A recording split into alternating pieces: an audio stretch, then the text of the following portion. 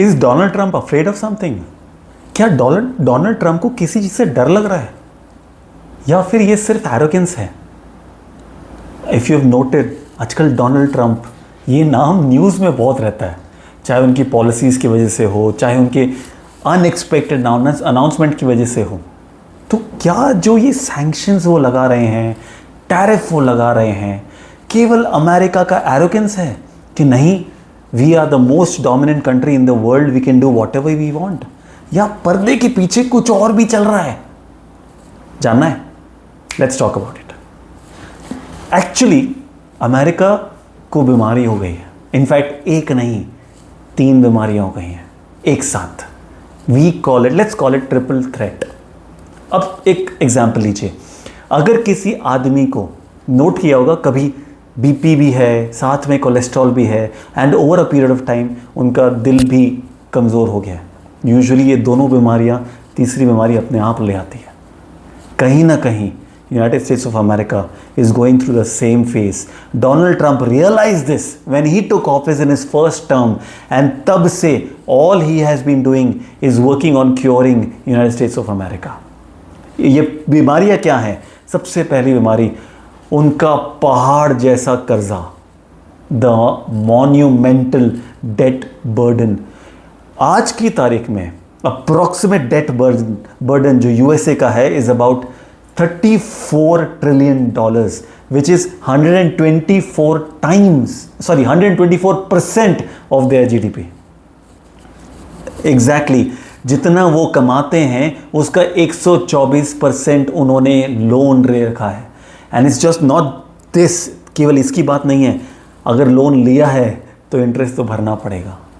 आज सिचुएशन ये है कि जो इंटरेस्ट वो भर रहे हैं वो उनके टॉप 3 एक्सपेंसेस में से एक है, उनके डिफेंस के एक्सपेंस से भी ज़्यादा इतना इंटरेस्ट भरना पड़ रहा है। और ये क्यों ऐसा हुआ, इस सेकेंड पार्ट में आपको समझेगा। So the second threat for them is the trade deficit और reducing GDP.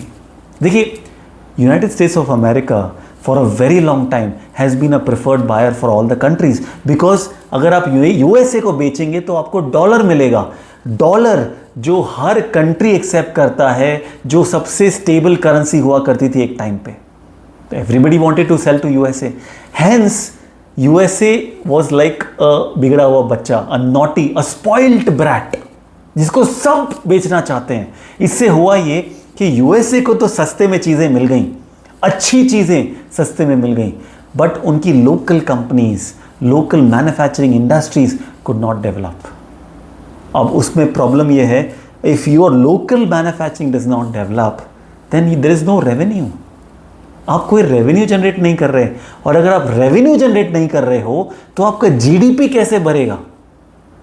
So that's why their GDP is now lingering at 2 or 3% growth, which is not enough. Because अब उनको जो भी आइटम चाहिए, whatever they want, they have to import. अब import करने में दिक्कत क्या है? एग्जाम्पल लेते हैं USA and India. USA and India के बीच में यूएसए अबाउट $84 बिलियन का इंपोर्ट करते हैं, exact numbers are here, and $45 billion approximately export करते हैं, विच इज $40 बिलियन का नेट डेफिसिट। ऐसे ही बहुत सारी कंट्रीज के साथ उनका trade is into deficit which is negative. अब ये नेगेटिव अगर है तो पैसे तो भरने पड़ेंगे, पर ये पैसे भरने के लिए इंटरनली रेवेन्यू भी जनरेट नहीं हो रहा, तो क्या करें? उधार ले लिया। अब उधार लेके आपने पैसे तो भर लिए, पर ये उधार पे इंटरेस्ट तो भरना पड़ेगा। और आज वो इंटरेस्ट को भरने के लिए उधार, और उधार को भरने के लिए इंटरेस्ट इतना ज़्यादा हो गया है, it has become the 3rd biggest expense, as I told you. इसको मैं थोड़ा सिंपल कर देता हूँ। एक घर के बारे में सोचिए, एक फैमिली के बारे में सोचिए।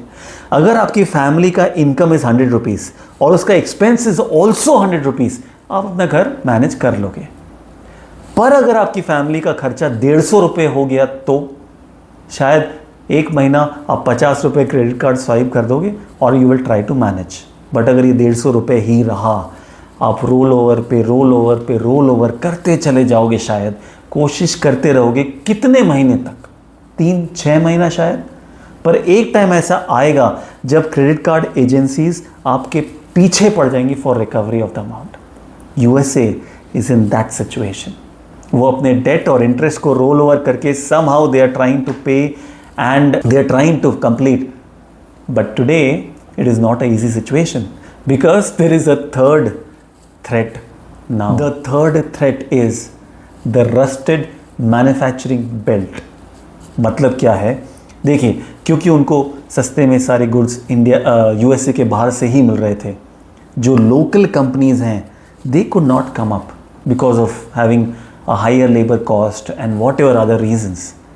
अगर मैं 1980 से आज तक का फिगर ही देखूं, करीबन 50 लाख जॉब्स खत्म हो गए हैं because the manufacturing units which were there then are not there anymore.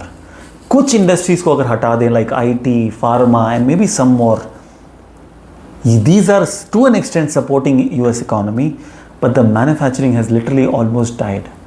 अब क्योंकि ये हो गया है, it had also led to unemployment. Now understand what happens. It's a cycle, right?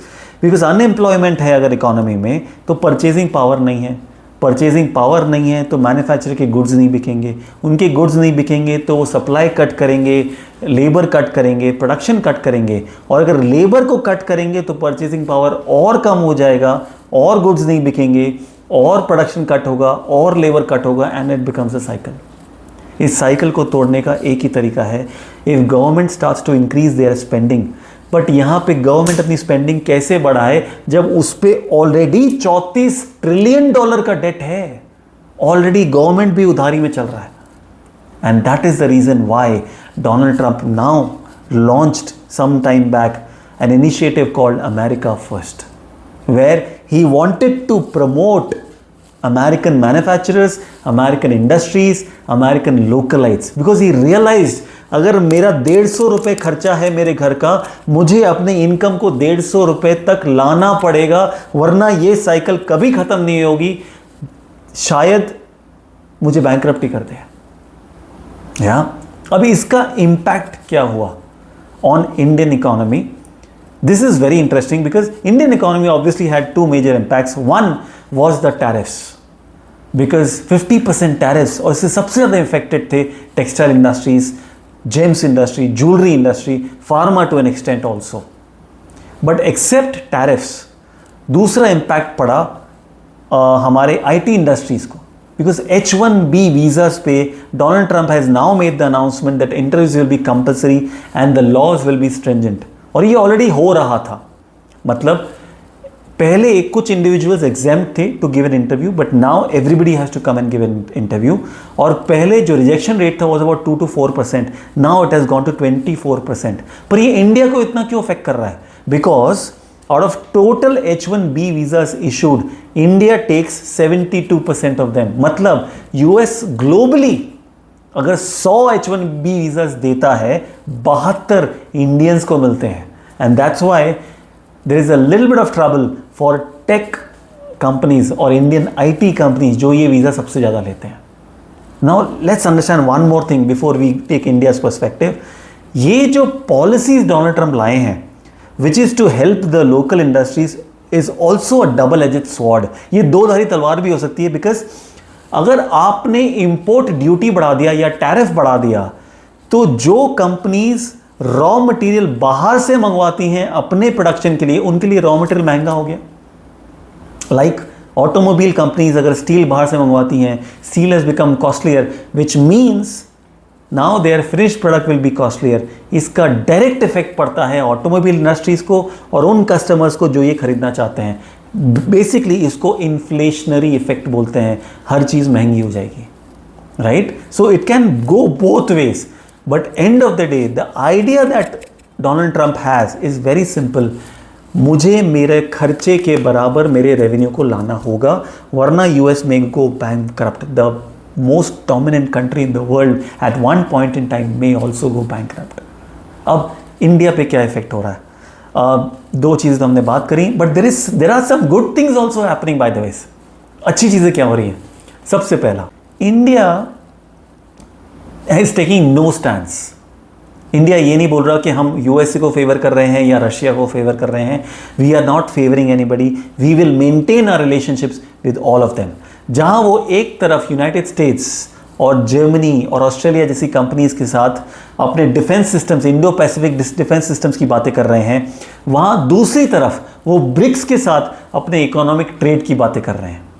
अब ब्रिक्स के आने से क्या हो गया है, एक ट्रेंड सा चालू हो गया है जिसको बोलते हैं डी डॉलराइजेशन. जहां पहले ज़्यादातर करेंसीज या ज़्यादातर इंपोर्ट्स एंड एक्सपोर्ट्स डॉलर में हुआ करते थे, BRICS countries started this trend where they started trading with each other in their local currencies, like India and Russia now trade in rupee and ruble. इसका मतलब dollar का importance कम हो रहा है. यही नहीं, जहां पहले ज़्यादातर ग्लोबल रिजर्व्स जो reserve bank of different countries like India maintain करती थी, डॉलर में करती थी. I think 70% plus reserves were in dollars. It has come way low to 50% now. So you can see the impact of dollar is also coming down. इसका मतलब ये है alternative currencies will now pick up. और ये कुछ साल पहले हुआ भी है जब यूरोपियन कंट्रीज ने यूरोजोन बनाया था या यूरो करेंसी बनाया था. They had that philosophy. Why should one country be a dominant country? Why shouldn't a community be a dominant community? Community of countries is what I mean. But they also face the same problem. Amdani athani, kharcha rupaya. And a lot of them went into debt over their head and were on the verge of bankruptcy. इसीलिए euro could not become stronger than dollar. But if you come to BRICS now, BRICS में India है, China है. Both of these countries are the fastest growing economies in the world.